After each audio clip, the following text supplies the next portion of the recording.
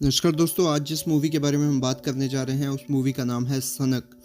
ये जो मूवी है ये विद्युत जम्वाल की एक आई हुई मूवी थी और ये काफ़ी अच्छी मूवी है, आप देख सकते हैं। तो चलिए इसकी स्टोरी की तरफ चलते हैं। विवान आहूजा एक कुशल एमएमए प्रशिक्षक को पता चलता है कि उसकी पत्नी अंशिका मैत्रा का दिल कभी भी रुक सकता है और ऑपरेशन की आवश्यकता है। ऑपरेशन सफल होता है। जैसे ही अंशिका अस्पताल में ठीक हो जाती है, साजू सोलंकी के नेतृत्व में एक आतंकवादी समूह समूह अपने अवैध हथियार डीलर और नेता अजय पाल को छुड़ाने के लिए अस्पताल पर हमला करता है, जो वास्तव में दोषपूर्ण हथियारों की आपूर्ति के लिए 18 आईएनए सैनिकों की मौत के लिए जिम्मेदार था और जेल में उसके पेसमेकर से छेड़छाड़ के बाद आपातकालीन सर्जरी के लिए अस्पताल लाया गया था। अस्पताल में मरीजों को बंधक बनाया जाता है, जिसमें अंशिका भी शामिल है, जबकि अजय अपनी सर्जरी के बाद एनेस्थीसिया के तहत बेहोश है।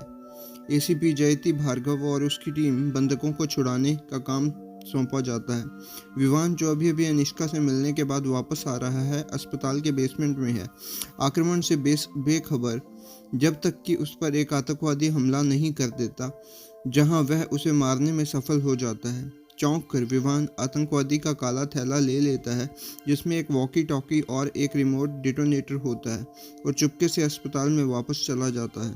विवान रियाज नाम के एक अस्पताल के गार्ड और जुबीन नाम के एक बच्चे से मिलता है जो छुपे हुए थे। उनमें उनसे दोस्ती करता है।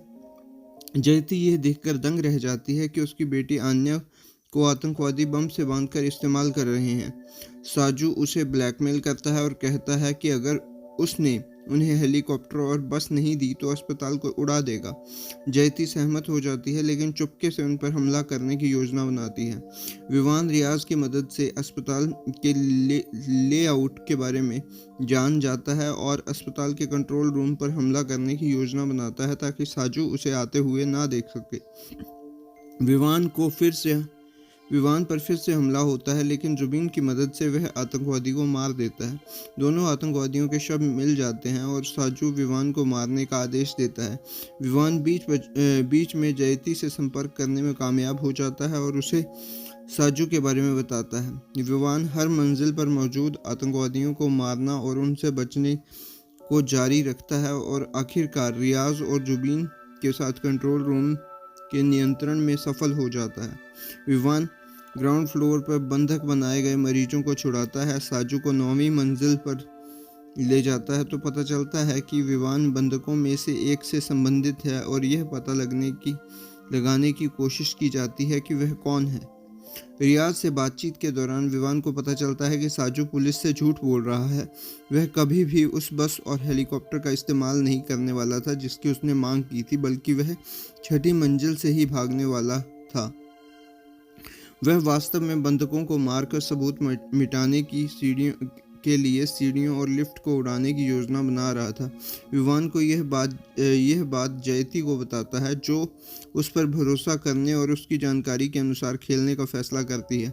जयती और उसकी टीम अस्पताल में प्रवेश करती है, जहां वो अन्य को मुक्त करते हैं और बम को निष्क्रिय करते हैं। विवान साजू को साथी को मार देता है और अंत में साजू को हरा देता है, जो अंततः गिरती हुई लिफ्ट उसके ऊपर गिरने से मारा जाता है और जयती अजय को गोली मार देती है।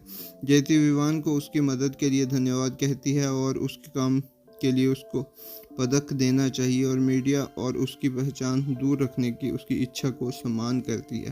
तो दोस्तों, ये ऐसी करके स्टोरी थी।